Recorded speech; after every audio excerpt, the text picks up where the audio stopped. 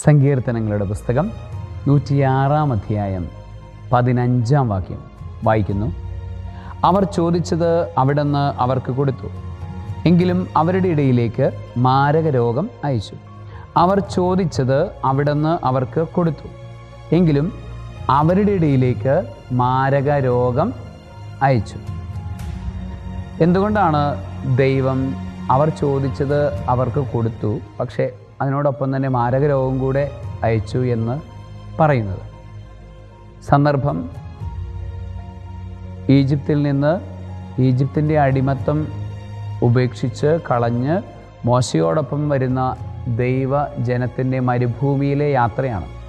ചെങ്കടലിലെ അത്ഭുതം കണ്ട് ജനം അതിശക്തരായി നിന്നു, ദൈവത്തെ പുകഴ്ത്തി സ്തുതിച്ചു. പക്ഷേ അത് കഴിഞ്ഞപ്പോൾ മരുഭൂമിയിലേക്ക് കയറിയപ്പോൾ അവരതെല്ലാം വിട്ടു. ദൈവത്തിന് ഉപദേശം തേടാൻ അവർ കൂട്ടാക്കിയില്ല. അങ്ങനെ ആസക്തികളിലേക്ക് അവർ വീണുപോയി.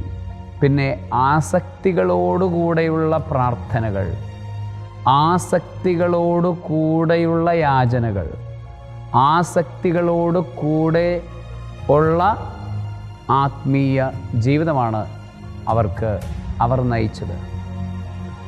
നമ്മൾ പലപ്പോഴും ആളുകൾ ഒരുപാട് പ്രാർത്ഥിക്കുന്നു, ധ്യാന കേന്ദ്രങ്ങളിൽ പോകുന്നു, നോവേന പള്ളികളിൽ പോകുന്നു.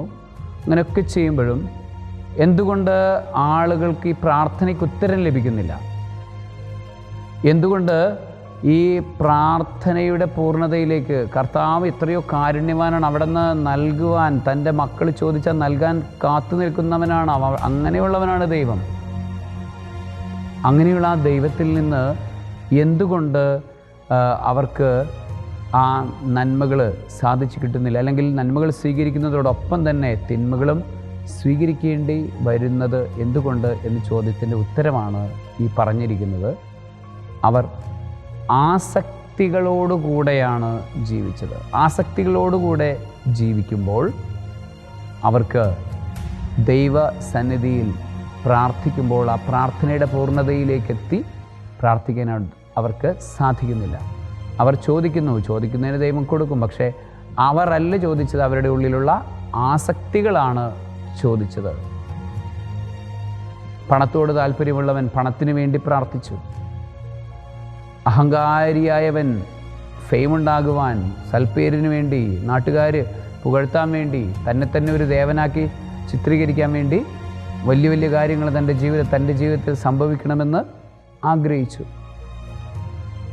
അതുപോലെ തന്നെ പ്രേമത്തിന് വേണ്ടി വരെ പ്രാർത്ഥിക്കുന്ന, നേർച്ച നേരുന്ന ആളുകൾ നമ്മളുടെ നാട്ടിലുണ്ട്. ഇതെല്ലാം ആസക്തികളോടുകൂടെയുള്ള പ്രാർത്ഥനയാണ്. ഈശോ പറഞ്ഞ അന്നന്നത്തെ അപ്പത്തിന് വേണ്ടി പ്രാർത്ഥിക്കാനായിട്ടാണ്. നമ്മളുടെ ഫ്രിഡ്ജിൽ ഇങ്ങനെ നിറഞ്ഞിരുന്നാലും പിന്നെയും അതിനും ഇതിനും വേണ്ടി, മക്ഡൊണാൾഡ്സിലെ ഭക്ഷണത്തിന് വേണ്ടി പ്രാർത്ഥിക്കുന്ന കുട്ടി, ആസക്തിയോടുകൂടെയുള്ള പ്രാർത്ഥനയല്ലേ അത്? അത്തരത്തിലുള്ള പ്രാർത്ഥനകൾ ഒരുപക്ഷെ ദൈവം കേൾക്കുമായിരിക്കും. പക്ഷെ അതോടൊപ്പം തന്നെ രോഗവും അതോടൊപ്പം കടന്നു വരുമെന്ന് വചനമാണ് പറയുന്നത്.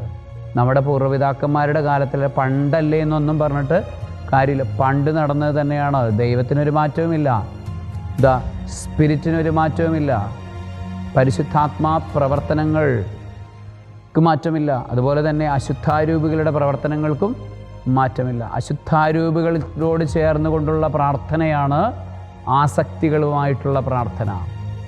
ആസക്തികളുള്ളവന് അശുദ്ധാരൂപികളുമായി ബന്ധമുണ്ട്. അഹങ്കാരി ലൂസിഫറിനോട് ചേർന്നാണ് അഹങ്കരിക്കുന്നത്. അസൂയാലുവായവൻ ലെവിയഥാനോട് ചേർന്നിട്ടാണ് അസൂയപ്പെടുന്നത്. അപ്പോൾ അവനുമായിട്ട് ബന്ധപ്പെട്ടിട്ട് ആ പ്രാർത്ഥന പ്രാർത്ഥിച്ചാൽ അവനെങ്ങനെയാണ് നന്മ ലഭിക്കുന്നത്? പ്രിയപ്പെട്ട സഹോദരങ്ങളെ, നമ്മൾ മനസ്സിലാക്കേണ്ട കാര്യം, ആസക്തികളില്ലാതെ, മൂലപാപങ്ങളുടെ ബന്ധനങ്ങളില്ലാതെ വേണം നമ്മൾ പ്രാർത്ഥിക്കാൻ. മൂലപാപങ്ങളുടെ ബന്ധനങ്ങളില്ലാതെ നമ്മൾ പ്രാർത്ഥിച്ചാൽ തമ്പുരാൻ നമ്മളെ അനുഗ്രഹിക്കും. എൻ്റെ അഹങ്കാരത്തെ ശമിപ്പിക്കുന്ന പ്രാർത്ഥനകൾ പോലും അഹങ്കാരത്തിന് കാരണമാകുന്ന അവസ്ഥയെക്കുറിച്ച് വിശുദ്ധ അമ്മ ത്രേസ്യ പറയുന്നുണ്ട്. ആത്മീയമായ അഹങ്കാരം, പ്രാർത്ഥന പോലും അഹങ്കാരം. ഞാനൊരു വൈദികനായതിന് ഒരു അഹങ്കാരമായി ഞാൻ കണക്കാക്കിയാൽ അതെൻ്റെ പതനത്തിന് കാരണമാകും. ഞാൻ ധ്യാന പ്രസംഗങ്ങൾ നടത്തുന്നുണ്ട് എന്നുള്ളത് ഒരു അഹങ്കാരത്തിന് കാരണമായി അതിൻ്റെ പതനത്തിന് കാരണമാകും. അത് ആത്മീയമായ അഹന്തയാണ്. അതുപോലെ തന്നെ ആത്മീയമായ അസൂയയുണ്ട്, ആത്മീയമായ ആസക്തികളുണ്ട്, ആത്മീയമായ ദ്രവ്യാഗ്രഹമുണ്ട്, ആത്മീയമായ ഭക്ഷണാസക്തിയുണ്ട്, ആത്മീയമായ കോപമുണ്ട്. അപ്പോൾ ഇതെല്ലാം നമുക്ക് നന്മയല്ല കൊണ്ടുവരുന്നത്.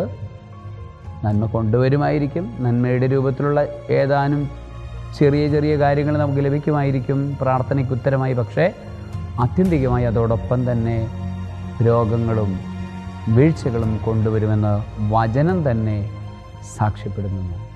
ആകയാൽ നമുക്ക് വേണ്ടത് സംശുദ്ധമായ പ്രാർത്ഥനയാണ്. പാതി വെന്തത് തിന്നാൻ പറ്റത്തില്ല. പാതി വെന്ത അപ്പം കഴിച്ചാൽ വയറുവേദന എടുക്കും.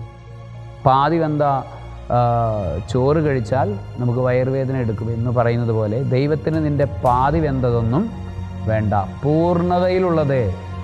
പൂർണ്ണതയുള്ളതിന് വേണ്ടിയാണ് ദൈവം കാത്തിരിക്കുന്നത്. 99 ആടുകളുണ്ടായിട്ടും 99 ആടുകളുമായിട്ട് വരുമ്പോഴും ദൈവം ചോദിക്കും, 100ാമത്തത് എവിടെ?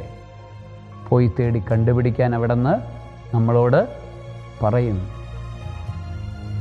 സർവശക്തനായ ദൈവം, പിതാവും പുത്രനും പരിശുദ്ധാത്മാവും ആസക്തികളില്ലാതെ സംശുദ്ധമായ ഹൃദയത്തോടെ ദൈവത്തെ തേടുവാൻ നിങ്ങളേവരെയും അനുഗ്രഹിക്കുമാറാകട്ടെ.